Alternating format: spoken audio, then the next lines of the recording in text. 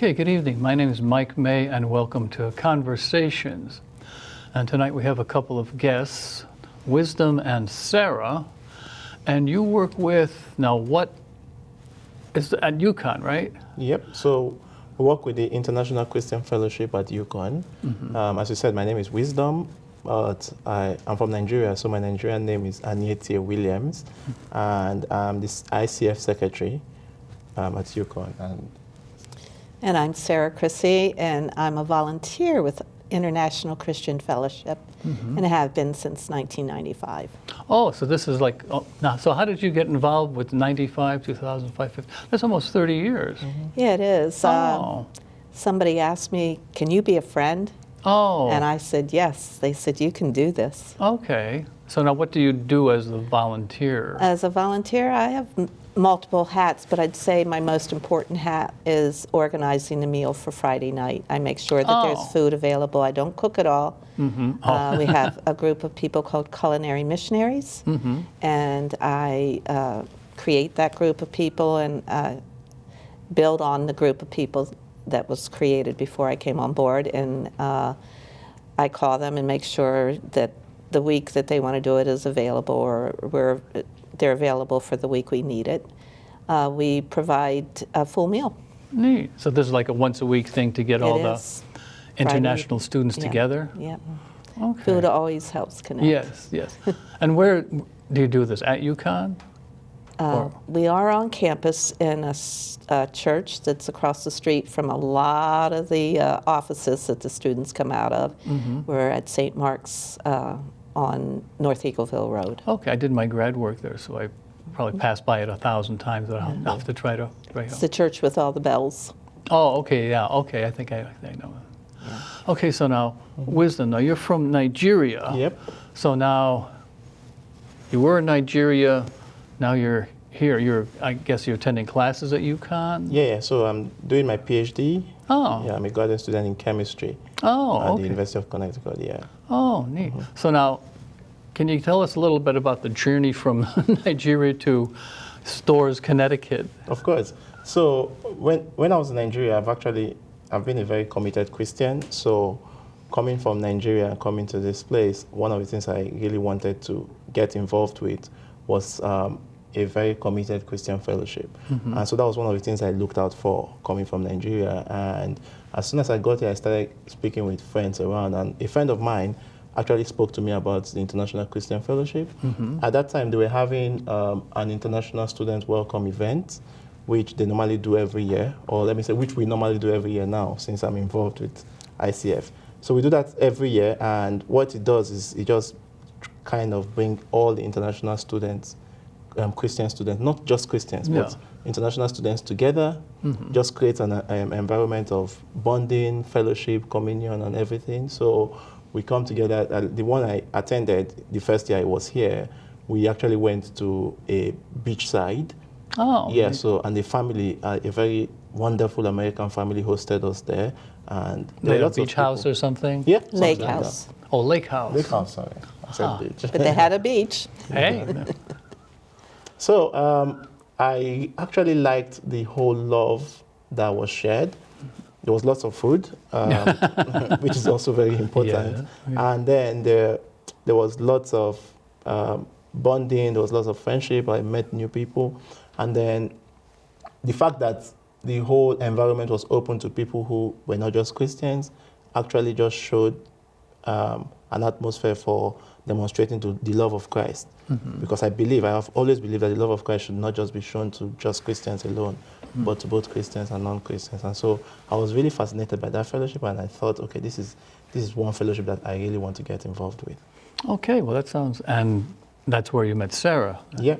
I can't remember if I met her that very day. I don't know if she was around. I think I was there. Okay, she was there. So she has been an amazing person in ICF so far.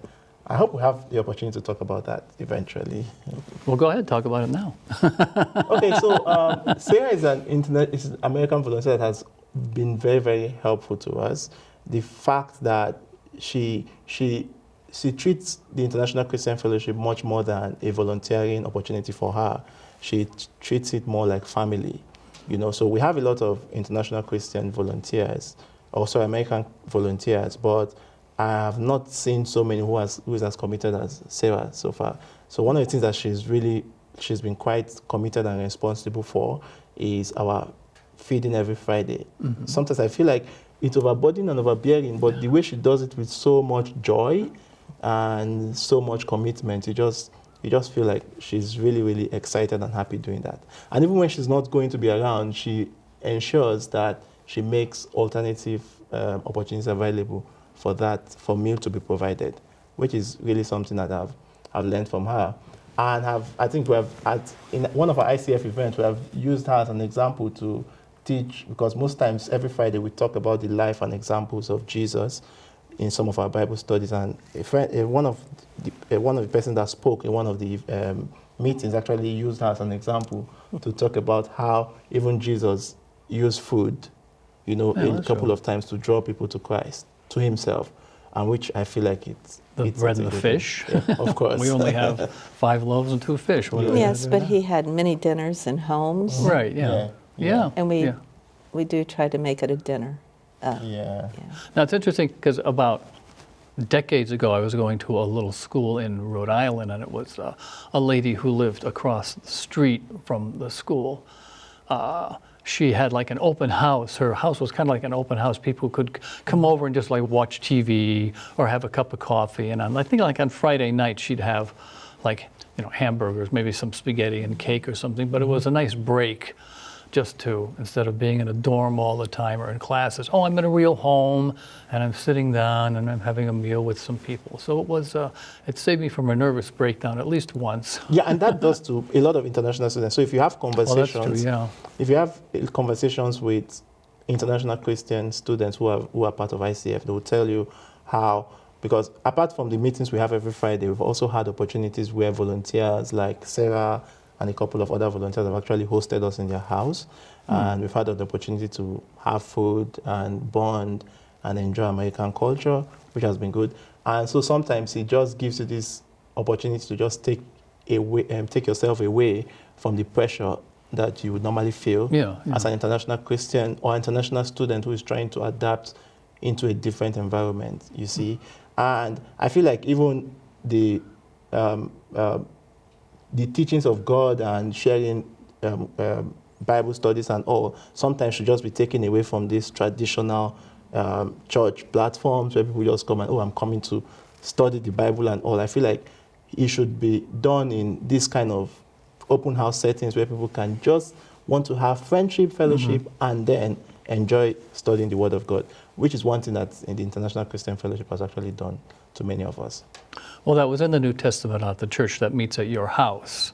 Yeah. And say so they met at this person's house. So this is like getting back to basics. There aren't too many houses right on campus. Yeah. We would love a house situation, but we have a kitchen and we have an all-purpose room that we set up like a dining room. So you have a spot. We have a spot, and it's on campus where they can come out, and many of them have to go back to their research, back to their studies. So it's convenient. And many times we've been asked, come do it at our church. We'll provide, I just had a church say, we'll provide transportation. I said, but you don't understand. They need to be able to leave when they leave, get to us when they get to us, go back when they have to go back, or go home. And we help with rides if they need rides home or whatever. So that just makes it a lot more convenient. It does. It makes it convenient. And what happens is they open up with one another and they create friendships and bonds and between nationalities and languages. And, you can say that we have had Chinese and Taiwanese in the same room, and they get along very, very well, surprisingly. So, that's just an example. But Okay, good. Well, we have to take a quick break, and we'll continue with that. So we'll be right back with Sarah and Wisdom.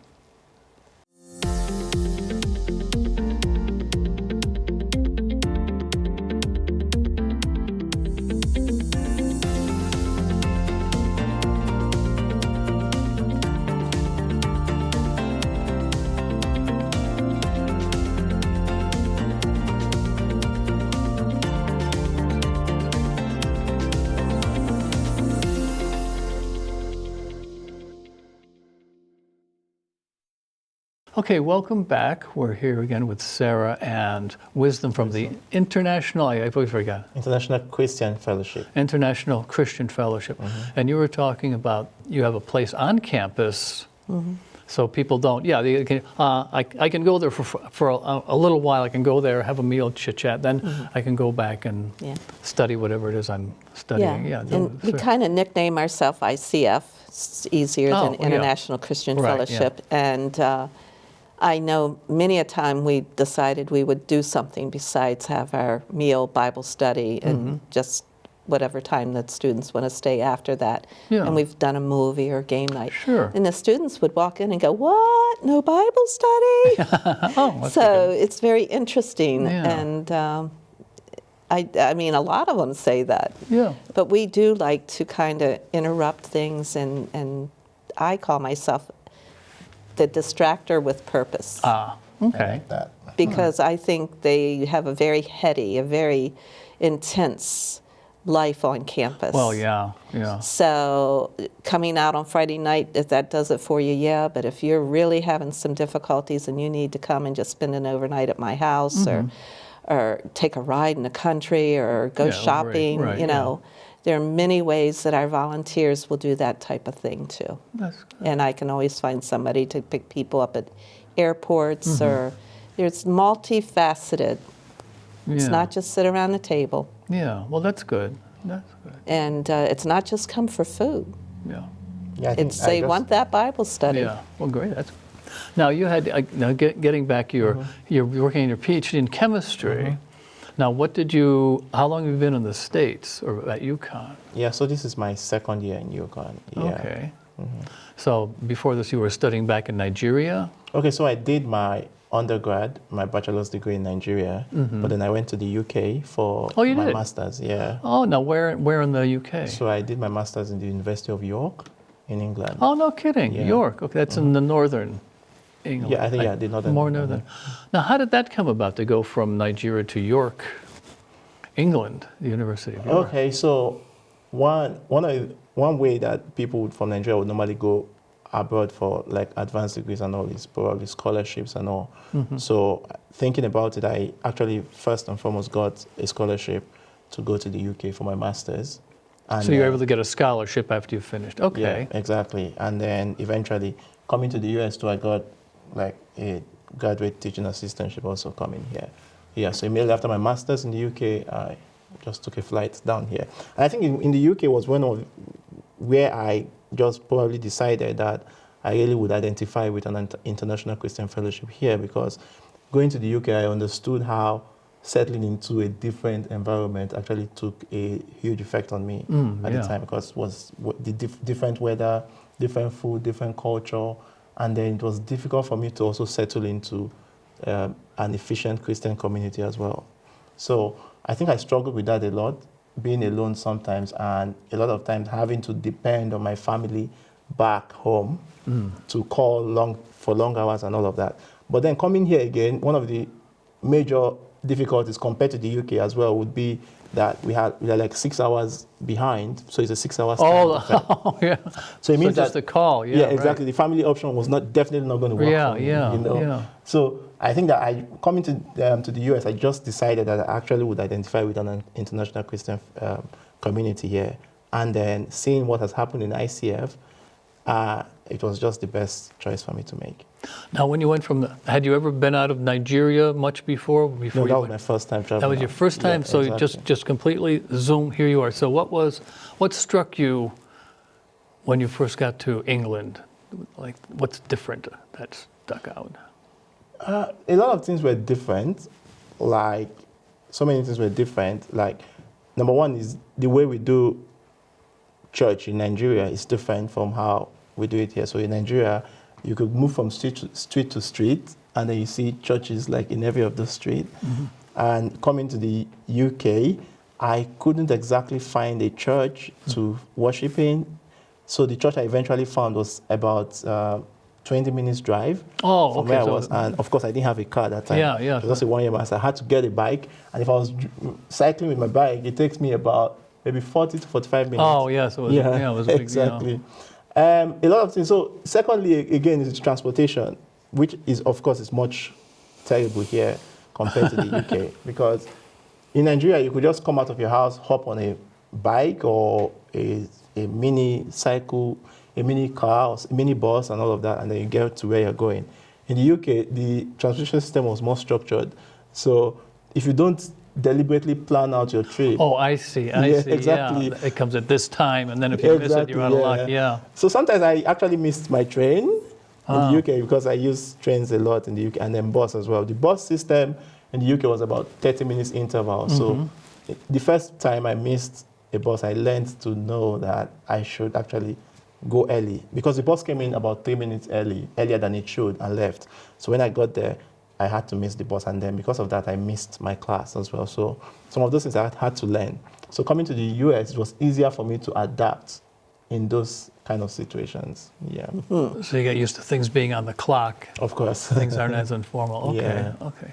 Now, what about food? Yeah, food. Yeah. So I think I learned my lessons in the UK because when I traveled to the UK, I was so much hopeful that I would be able to adapt to the food, but I never did. Oh, really? I never did. Oh. I loved British breakfast, for example, and some of the food, but to eat it like a consistent meal, I never adapted in that manner. Now how come? What was it that was hard to adapt? Okay, so one thing that we have in our meal in Nigeria is our food is kind of more spicy. I know what you see as spicy is okay, but in Nigeria we call it like peppery. So when something is like really spicy, it's hot, if you get what I mean. So you find it much more easy to digest and all of that. You find it easy if it's hot. You find it easy. Exactly. Okay, well that would be the exact opposite so you for feel like me. it goes, yeah, exactly. But, yeah, I know. Say I'm having trouble digesting this. Yeah, the UK is even better in that regard. If you come Yeah, that to would be relatively mild. Yeah. Yeah, America was much more interested in having, what's it called now? Much more variety. Variety kind of compared to Nigeria. So one lesson I learned was when I was coming to America, because I went back to Nigeria, when I was coming back to America, I had to come with at least a couple of my food from Nigeria. You brought some, you had a supply. But I mean, so far so good. I think I've kind of adapted much more with the American food compared to how I did in the UK. Maybe because of the international community I've actually been in America. Yeah. When I was living in California, I was working for an Indian couple, and they were having a meal for their friends, and they said, "Oh, we need some more soda. Can you go down to the store and get some soda?" So I said, "Oh yeah, sure." And as I was going, I'll just take this little tiny hors d'oeuvre.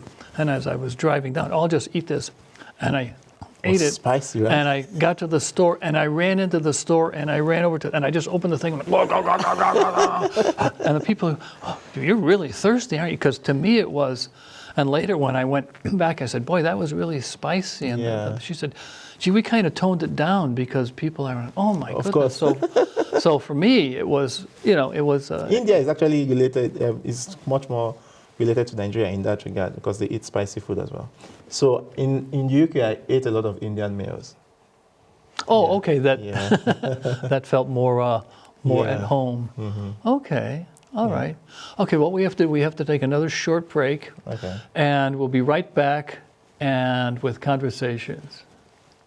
At Community Voice Channel, you learn television production with hands-on experience. Our programming comes from volunteers just like you. For more information on how to volunteer, call 860-645-1454 or visit www.cvcct.org. Don't just watch TV, make it. Okay, hello, welcome back to Conversations, and we're just talking about the different foods. And so, Sarah, you were saying something? I was very fortunate that I have a Kenyan that had been a student. Her husband had been a student at UCONN, and she had been a student at Central. She cooked Kenyan food for us the same night that I had one of my Nigerian friends cook for us. So that made everybody pretty happy. Yeah. You could imagine. They came in. The time, because Sarah actually planned a real international meal event in ICF where we had Kenyan food, we had Nigerian food, Nigerian jollof rice. Like if you ask any Nigerian about the Nigerian jollof rice, they'll be so excited. If you give it to them right now, they'll be really excited to have it. So myself, because I didn't know what was going on. When I came in for that ICF event, it was a Friday fellowship as well, and we saw it, I couldn't contain my excitement. Now, what was it? Was it a special food? So we had the Nigerian jollof rice. We had the No, it's some kind of fry. Nigerian jollof rice. Jello fries. Yeah, it's called Now, jollof rice. Yeah. They're now, It's spicy. but now, spicy. when you say Jello, I think No, of the it's dessert. not Jell-O. Okay, I was just gonna. I don't think you fried Their Jello. word. Yeah, it's jollof. Oh, jollof fries. Yeah, And jollof. what is jollof? Is it a? So it's rice, but Okay. it's the way it's made. So you have it. I can't describe how it's being But made. it's basically it's rice prepared in a Yeah, certain way. exactly. Yeah. Okay. Specific way with chapati bread. Chapati is from Kenya. Yeah, but I had to have both Yeah, she to had make chapati. both sides happy.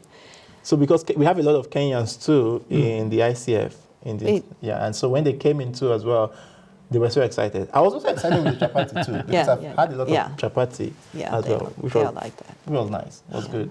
Well, when I moved to California, this was like 50 years ago. I lived there for a while, and someone was preparing guacamole. And guacamole is green and mushy, and you mush it up. And I went, "What is that?" He said, "That's guacamole." I said, "What do you do with that?" "Well, you eat it." He said, "Green and slimy stuff? You're not supposed to eat green and slimy stuff." I've learned. So I tried it, and I went, "Oh!" So I developed a taste for it. That's made its way to the East Coast. by Oh the way. yeah, right. Yeah, that certainly spread.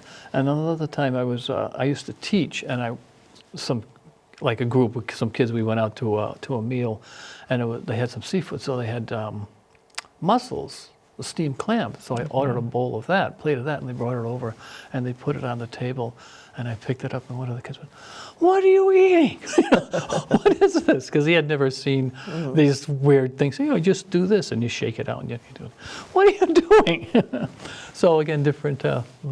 And we are in the Northeast. Yeah, right, true. Yeah, But a lot of the palate has opened up. Restaurants are opening up. We have Yes, some, yes. Yeah, we have some.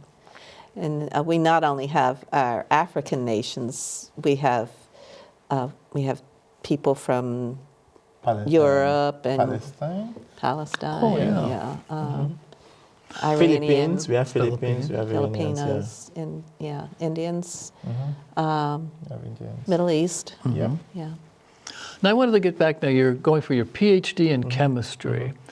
Now, what do you want to hope to do with that? Because that's very intense and a lot of training. I know, right? I hope to get a job in industry afterwards. Yeah, so that's my goal.